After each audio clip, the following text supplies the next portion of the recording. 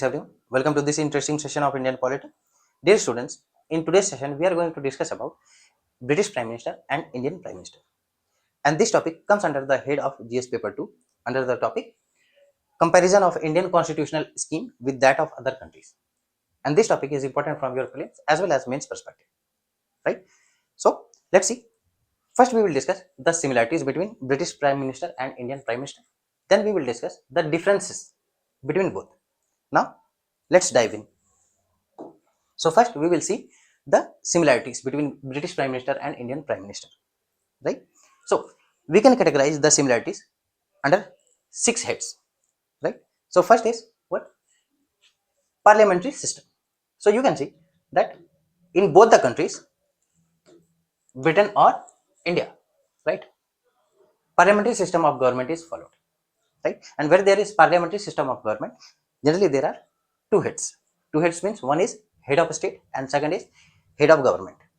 And head of state is nominal head or de jure head or titular head, right? For example, in Britain, the monarch, right? Monarch is the de jure head or nominal head. In India, the president of India is the nominal head or you can say de jure head, right?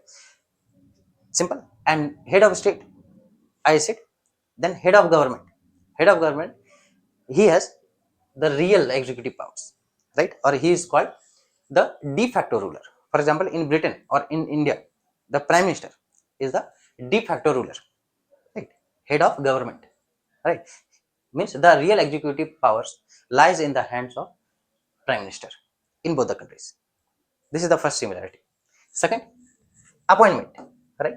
So both are appointed by head of state, right? Head of state, right? In case of Britain, it is monarch, British monarch. In case of India, it is president of India, right? See, monarch is a broader term, right? And king or queen comes under the head of monarch. Simple, right? That is the second similarity. Next similarity, real executive authority. As I said, prime minister is what? Head of government in both the countries. And when both are head of government, the real executive authority or power lies in the hands of prime minister, right? He is the de facto ruler, right? Next, majority party rule. Obviously, after general election, when the result is declared and the party which gets majority, right, clear cut majority, the party of or that party rules the government. Simple. Means the prime minister is the leader of the winning party or the majority party. Simple. So majority party rules in both the countries, right? In case of or if there is no clear majority, right, then the head of states in both the countries can apply their own discretion, right? Simple. Next, leader of the council of ministers. Obviously, in both the countries, prime minister is leader of the council of ministers, right? For example, article 74, it says that of Indian constitution, it says that there shall be a council of ministers, PM as the head, means prime minister as the head, to aid and advise the president of India.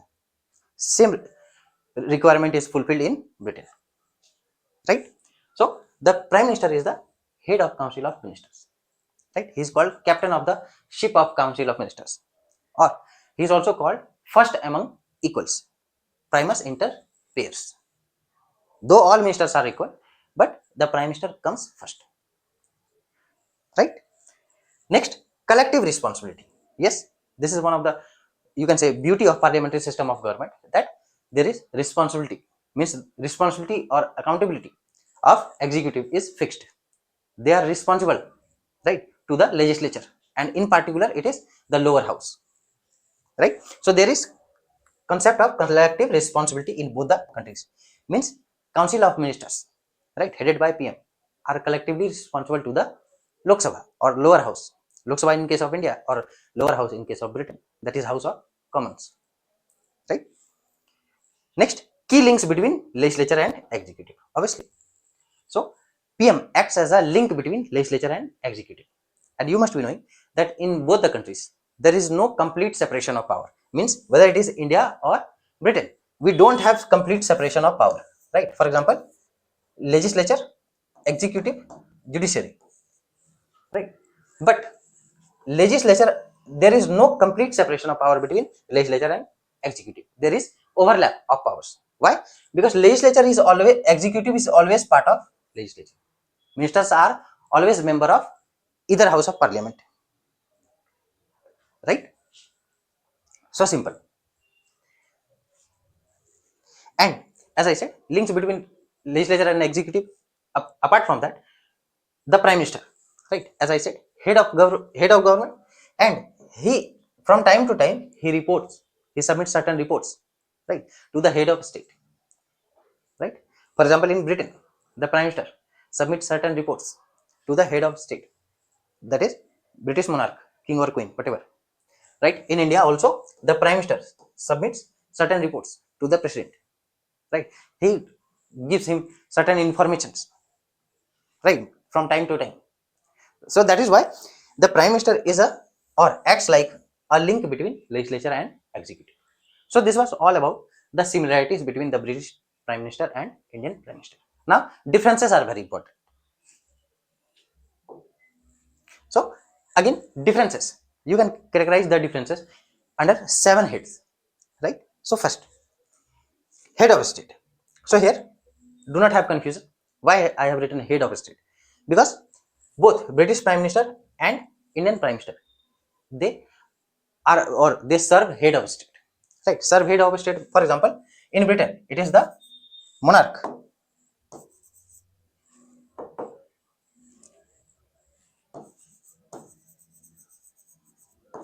right? So PM always serves the monarch. As I said, he acts as a link between the executive and legislature. So from time to time, he submits certain reports, informs the head of state, right? In case of Britain it is monarch, and in case of India it is the president of India,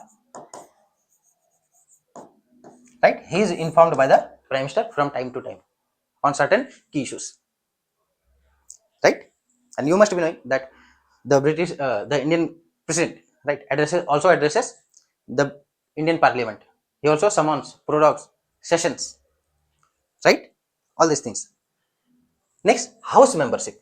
Here is the main difference, you must know that. Always remember that British prime minister is always a member. It is a convention, right? As you must be knowing that Britain does not have any written constitution. There are only certain written parts of certain acts, bills, right, or conventions. Conventions are those unwritten laws which has been followed over the period of time, over centuries. Those are known as conventions. So simply, there is a convention in Britain that PM shall be a member of lower house, right? Always remember that, member of lower house. And what is lower house in Britain? House of Commons, right? House of Commons. Simple. But in India, right, the prime minister has both options. Both options means he can be a member of either lower house or upper house. So here, whether Lok Sabha or Rajya Sabha, right?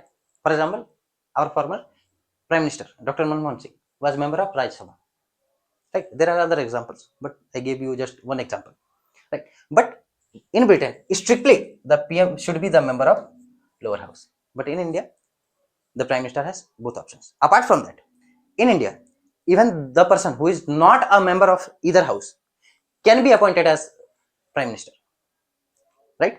But the condition is that person should, or that person must be elected within 6 months, right? So you can see that in India, without being member of either house, the person can be appointed as prime minister of India, right? But in Britain, it is a convention, and it is strictly followed, right, that he must be a member of lower house, House of Commons.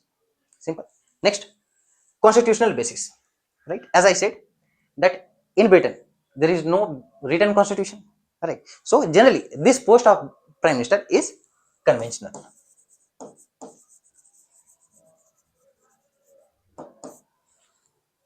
right? But in India, there is means constitutional provision, mainly Article 74, 75. Right? Means in India, the post of Prime Minister has constitutional backing, constitutional support, or constitutional basis. Right? But in Britain, it is conventional. Next, parliamentary sovereignty. So you must be knowing that in Britain, Parliament is supreme. It can do anything, right? And judiciary is weaker as comparison to India. It is generally said, right? Very famous statement of A.V. Dicey that British Parliament can do anything except changing a man into woman, vice versa, right? Means here Parliament has unlimited power in Britain, right? There is parliamentary supremacy, right? But in India, nothing like that. Means here there is what, though there is concept of, or there is provision of amendment of Indian Constitution, but there is concept of judicial review, right? Apart from that, also Prime Minister is responsible to the lower house, Lok Sabha. Though in Britain he is also responsible, but there are constitutional restrictions on Indian Prime Ministers, right? So as I said, for example, judicial review, and under judicial review, the judiciary can what, review any acts of executive or legislature, right? Next, ministerial responsibility. So as I said, in both the countries, the Prime Minister is the head of Council of Ministers. In spite of that, there is slight difference. What is the slight difference? The slight difference is there is, for example, in Britain, right, the Prime Minister, right, can be challenged. Means you can say there is intra-party democracy in Britain, right? Even other ministers influences the decision of Prime Minister. But in India, due to anti-defection law and certain, you can say, constitutional provisions, right, Prime Minister plays an important role, and he decides the major decision, or his decision is generally final, though he consults his ministers of his cabinet or councils, but generally he plays the significant role, right? He is first among equal, and there is less intra-party democracy, right? And ministers hardly they can influence the decision of Prime Minister. They have to say yes to the decision of Prime Minister. But in Britain, the ministers, right, influence the decision of Prime Minister. There is intra-party democracy, right? Next, non-MP ministers, right? As I said, that in India we have provision that both Prime Minister and other ministers can be a member of either Lok Sabha or Rajya Sabha, right? Apart from that, even the person who is not a member of either house can be appointed as Prime Minister or other ministers, right? But the condition is that person must be elected within 6 months, right? Within 6 months. But in Britain there is no such provision, right? The minister must be a member of the parliament, right? Last, shadow cabinet, right? You must be knowing that in Britain there is a provision of shadow cabinet. Shadow cabinet means just like it is an imitation of the real functioning cabinet, right? Means as the number of ministers are there in the actual cabinet, in the same manner there are ministers, right, or other posts in the shadow cabinet. And what is the purpose of this shadow cabinet?